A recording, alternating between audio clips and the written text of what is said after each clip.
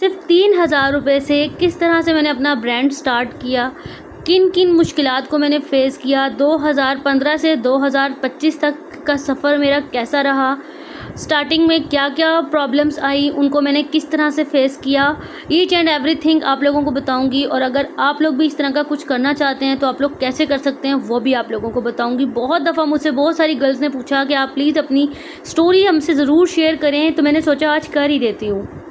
अस्सलामुअलैकुम, welcome back to my YouTube channel and welcome back to another vlog. आज का vlog आप लोगों के लिए बहुत मोटिवेशनल साबित हो सकता है।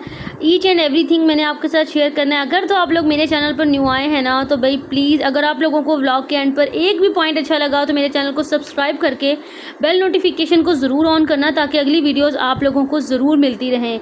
और मैं उम्मीद करती हूँ आप सब लोग ठीक होंगे और खैरियत के साथ होंगे। और उन तमाम सब्सक्राइबर्स का शुक्रिया जिन्होंने पिछली 2-3 वीडियोस पर मुझे बहुत सारा अपना प्यार दिया। आज के व्लॉग में आप मेरी डेली रूटीन तो देखेंगे ही देखेंगे, खाने पकाने भी देखेंगे, मेरा काम भी देखेंगे और साथ साथ मेरी स्टोरी भी सुनेंगे। तो चलें बगैर टाइम वेस्ट किए मैं आपको लेके चलती हूँ 2006 में, जहाँ से बेसिकली मैंने अपने इस काम के सफ़र का आगाज़ किया। अच्छा, जो लड़कियाँ मेरी एज फेलोज़ हैं ना 2006 में या 2005, 4, 5, 6, 7, 8 की टेन्योर में, जिन्होंने मैट्रिक, FA किया या फिर उससे भी छोटी क्लासेस में उन्होंने थी, तो उनको याद होगा कि उस टाइम पे ना PTV पर एक प्रोग्राम लगता था आयशा सना के साथ, मीना बाज़ार विद आयशा सना।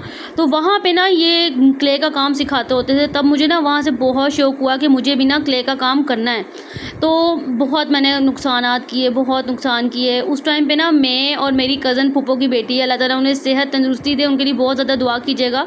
अभी वो काफ़ी ज़्यादा बीमार है। मैं उस टाइम पे काफ़ी छोटी थी, 8 क्लास में थी 2006 में। तो उस वक्त ये था, शायद मैट्रिक में थी या 8 में थी, इस तरह से था। बस छुट्टियां थी तो मैं प्रोग्राम देखती थी ना, मुझे बड़ा शौक़ हुआ। और मेरी जो कज़न है वो भी प्रोग्राम देखती थी। हम दोनों को यही होता था कि चलें हम दोनों ना कुछ बनाते थे।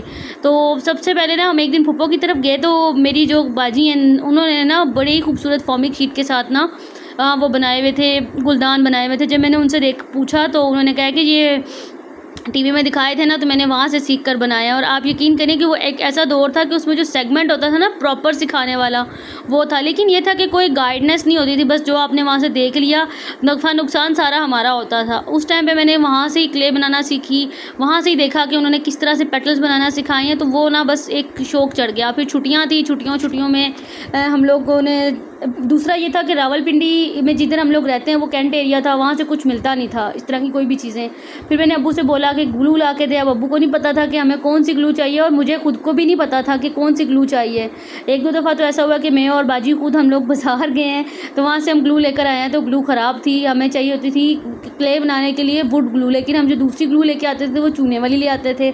अब हमारी क्ले कभी बन नहीं रही, कभी जुड़ नहीं रही, कभी सख्त हो रही है, कभी कोई मसला, कभी कोई मसला, मतलब इस तरह से ना। खैर कुछ ना कुछ करके फिर हमें आइडिया हो गया। थोड़ा सा अब्बू से डिस्कस किया, कुछ इधर उधर से मतलब देखा, टीवी में भी देखा, कुछ उनका क्वेश्चन आंसर्स का भी सेगमेंट होता था। मैं बहुत शौक़ से देखती थी, तो वहाँ से मुझे पता चला कि हमें वुड ग्लू चाहिए। तो फिर जी वुड ग्लू मंगवाई, बड़ा कबाड़ा किया, बड़े खर्चे किए। अपनी जितनी भी पॉकेट मनी मिलती थी ना, तो मुझे यही होता था कि मैं अपने ऊपर खर्च करने के बजाय ना, मैं हमेशा सिर्फ़ और सिर्फ अपने काम पर ही फोकस करती थी। मुझे यही होता था कि मैं इसकी चीज़ें बाय कर लूँ। तो बस फिर वो वहाँ से मुझे क्ले बनाना आ गई और मुझे फ्लावर्स बनाना भी आ गए। उसके बाद जी मैंने घर की कोई चीज़ नहीं छोड़ी। कप मिला, कप के ऊपर डिज़ाइनिंग की, प्याले मिले उनके ऊपर कर दी, कोई फ़ोटो फ्रेम मिल गया, कोई खुद से क्रिएटिविटी कर दी। मतलब मेरा दिमाग ना चलना शुरू हो गया। उसके बाद फिर 2006 के बाद फिर बीच में मेरे ख्याल गैप आ गया, क्योंकि आई थिंक कॉलेज मेरा स्टार्ट हो गया था या स्कूलिंग थी, या मुझे एग्जैक्टली ना यही चीज़ याद नहीं आ रही कि स्कूल था उस टाइम पे मेरा या कॉलेज था। बहरहाल वो स्टार्ट हो गया। उसके बाद फिर बीच में गैप आ गया। फिर 2008 में 8 आया तो वो प्रोग्राम चलता ही था। तो वो जो मैंने बीच में अपना छोड़ दिया था ना काम सारा, वो मैंने अगेन से स्टार्ट किया। पुरानी ज्वेलरी ली, उसके इयरिंग के हुक्स जो होते हैं वो मैं उतारती थी, शीशे के साथ ज्वेलरी बनाती थी। और दोबारा से मेरे अंदर वो एक लगन और जुनून दोबारा से आ गया कि जी मुझे कुछ करना है। और बड़ा मैंने ढूंढा कि मुझे कोई आर्ट कोर्सेज़ मिल जाएँ जो मुझे रावलपिंडी में मिल जाएँ, लेकिन उस ज़माने में ना कोई ऐसी अवेयरनेस थी ही नहीं लोगों में, और जो कोई होते भी होंगे तो हम लोगों को नहीं पता था। और जो पता था जिन जगहों का वो इतनी दूर थी कि वहाँ पे जाना पॉसिबल था ही नहीं। तो खैर जी बस ऐसे ही होता रहा। मैंने जो चीज़ भी बनानी कभी किसी को गिफ्ट कर देनी, कभी किसी को गिफ्ट करनी, और आज इतने साल गुजरने के बाद भी मेरी आंटी के घर में अभी भी बहुत सारी चीज़ें, मेरी कज़न ने अभी भी बहुत सारी चीज़ें मेरी संभाल कर रखी हुई, जो मैंने गिफ्ट दिए हैं मैं उनको, वो अभी तक संभाले हुए। और जब मैं उस चीज़ को देखती हूँ ना तो मुझे अपना वो वक्त याद आ जाता है कि किस तरह से मैं चीज़ों को तोड़ जोड़ करती थी। आप यकीन करें कि ये चने की दाल, माश की दाल, इसके साथ मैंने इतने खूबसूरत आर्ट पीस बनाए। फिर जब मैंने 2010 में आई थिंक स्कूल में as a teacher job start की, तो मैंने स्कूल के लिए भी बैनर डिज़ाइन किया। तो वो मैडम भी बड़ी इम्प्रेस थी, उन्होंने मुझे फ़ौरन से जो है ना सक्सेस के लिए उन्होंने मेरा इंक्रीमेंट भी लगा दिया, सब कुछ लगा दिया। लेकिन फिर वो काम बस इसी तरीके से था, कोई प्रोफेशनली काम नहीं था, अपने शौक़ के लिए होता था, तो वो काम बस वो वहीं पे रह गया। उसके बाद जी 2011 में हो गई मेरी शादी, और जब मैं 19 साल की थी जब मेरी शादी हो गई, उसके बाद जी शादी के बाद वो काम कहाँ गया कहाँ नहीं गया वो छूट गया, क्योंकि शादी के फ़ौरन बाद मेरी मदर इन लॉ जो है वो काफ़ी ज़्यादा बीमार हो गई, क्योंकि शादी से पहले ही वो काफ़ी बीमार थी।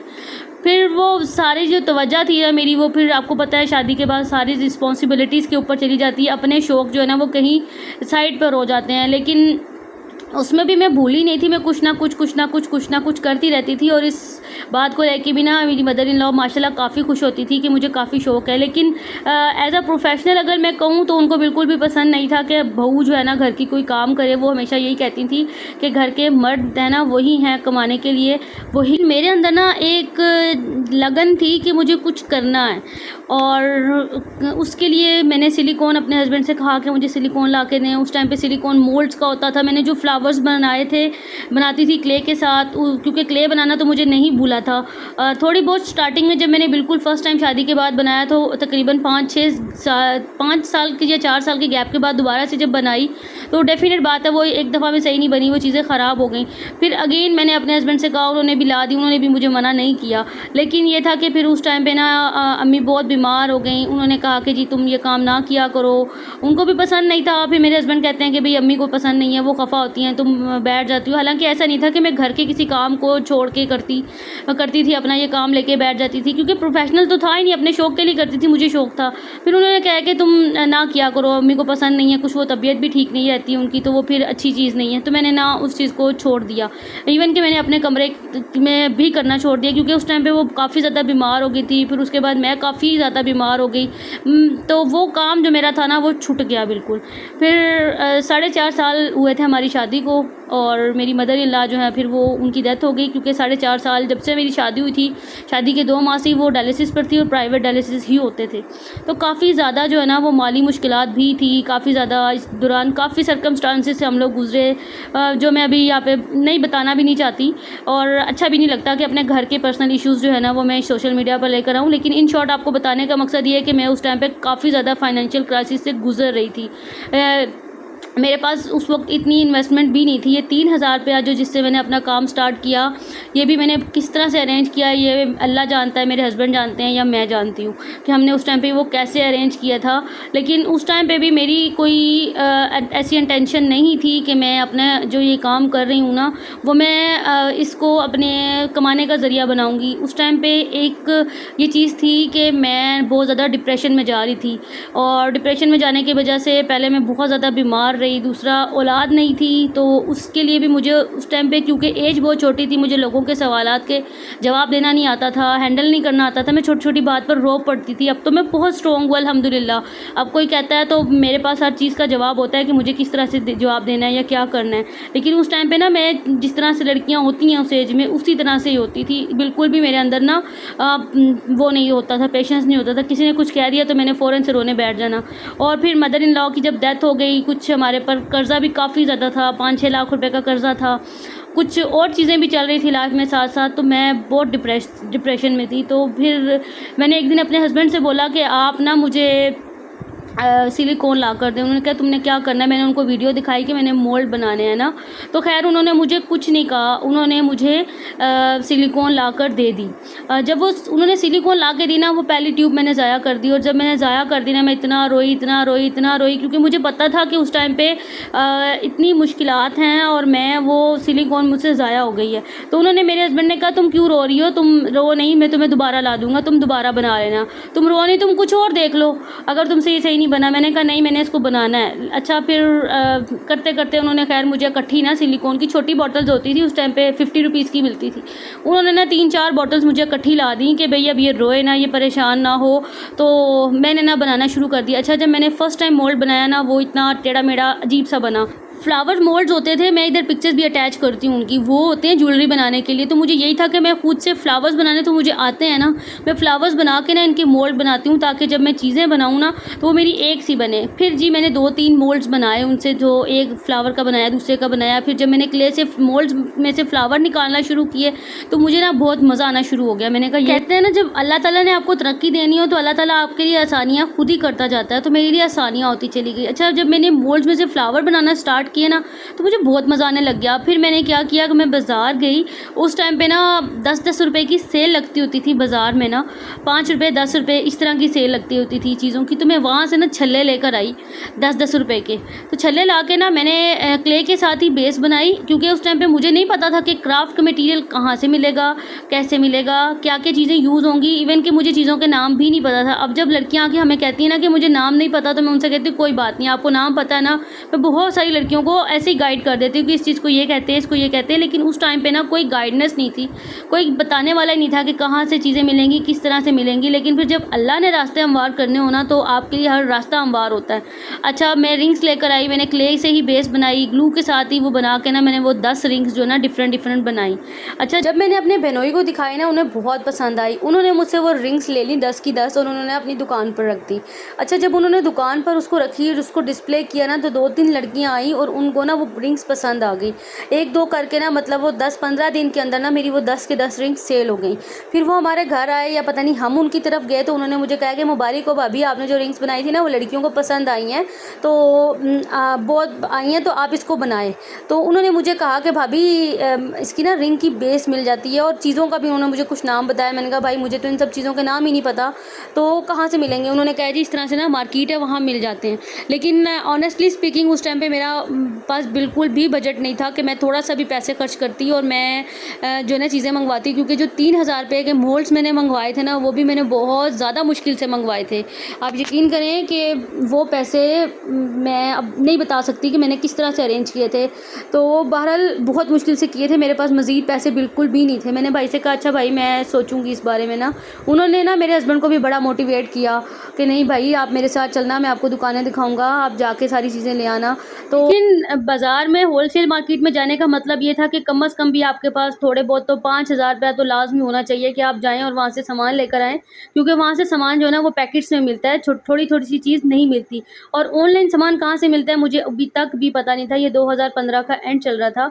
अच्छा फिर हफ्ते 2 हफ्ते के बाद ना पता नहीं उनके दिल में क्या आया, भाई के दिल में ना, अल्लाह ताला ही वसीले पैदा करने वाला अल्लाह ताला ने भाई के दिल में डाला। तो भाई मार्केट गए थे अपने सामान लेने के लिए, तो वहाँ से ना उन्होंने थोड़ा सा रॉ मटेरियल ना मुझे, जिसमें से टॉप्स की कुछ बेसिस थी, रिंग की बेसिस थी, आई पिन्स, हेड पिन्स, ज्वाइनिंग, मतलब थोड़ा सा मटेरियल ना उन्होंने मुझे थोड़ी सी सारी चीज़ें ला कर दी। तब मुझे पता चला कि ये चीज़ ये होती है, इसके नाम ये होते हैं। अगर वो मुझे ना बताते या उस टाइम पे सपोर्ट ना करते तो मुझे पता ना चलता। मैंने उनसे पूछा कि भाई ये कितने का सामान है, तो लिटरली आज भी मुझे याद है उन्होंने मुझसे उस सामान के भी पैसे नहीं लिए। उसके बाद जी 5-6 महीने तक ना मुझे कोई भी ऑर्डर नहीं मिला, क्योंकि ऐसा कोई काम ही नहीं था। मैं कोई नया फ्लावर बनाती, उसका मोल्ड बनाती, मैं फेसबुक पर डाल देती मोल्ड्स को भी ना, और हालांकि मुझे उस वक्त ये भी नहीं था कि कोई मुझसे मोल्ड बाय करे या कुछ करे। और जो चीज़ भी मैं बनाती ना मैं उसको फेसबुक पर पोस्ट कर देती।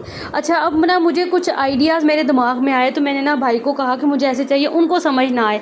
मैंने ना एक पेपर पर उनको ड्रॉ करके ना कुछ शेप्स बताई कि मुझे ना इस तरह की चीज़ें चाहिए, वो आप मुझे ढूंढ के दें। तो 15-20 दिन बाद, महीने के बाद, पता नहीं हम उनके घर गए या वो आए, तो वो ना उन्होंने ना मुझे इयरिंग्स के ना 8-10 पेयर्स ला के दिए कि आप इस पे बनाएं। लेकिन फिर क्योंकि भाई ने पहले भी पैसे नहीं लिए थे सामान जो ला के दिया था, तो मैंने उनसे ना वो सामान नहीं लिया भाई, और बहुत मुश्किल से मैंने उनको मना कर दिया था। मुझे ना आज भी बहुत अच्छे से याद है कि 2016 जून का महीना था। एक दिन भाई हमारे घर आए और आके मुझे कहते हैं भाभी मैं ना आपके लिए तोहफ़ा लेकर आया हूँ, आप खुश हो जाएंगी। मैंने कहा अच्छा क्या है? कहते हैं अभी बताता हूँ। तो मैंने कहा अच्छा। खैर हम लोग बैठे, हमने खाना वगैरह खाया। खाने के बाद ना भाई ने तोड़ा खोला, तोड़ा खोल के ना उन्होंने सारा फर्श के ऊपर फैला दिया। उन्होंने कहा ये देखे भाभी मैं आपके लिए लेकर आया हूँ। अब मेरा मुँह ना उन चीज़ों को देख के खुला का खुला रह गया। मतलब उसमें वो सारी चीज़ें थी जो मैंने भाई को ड्रॉ करके दिया था, क्योंकि जिस पेपर पेपर पे मैंने भाई को ड्रॉ करके दिया था ना, भाई ने वो पेपर अपने पास रख लिया था। उसके मुताबिक भाई ने मुझे सारी वो शेप्स दी और मैं कहूँ कि मेरी खुशी का कोई ठिकाना ही नहीं। अच्छा, और मेरी खुशी उस टाइम पे मान पड़ी जब मुझे हुआ कि भाई ने कहा ये सारा आपके लिए लेकर आया हूँ ना। मैंने ना उसमें से एक एक पेयर सारा निकाल के ना रख लिया और मैंने उनसे कहा कि भाई ये अब मुझे समझ नहीं आया कि मैं क्या करूँ।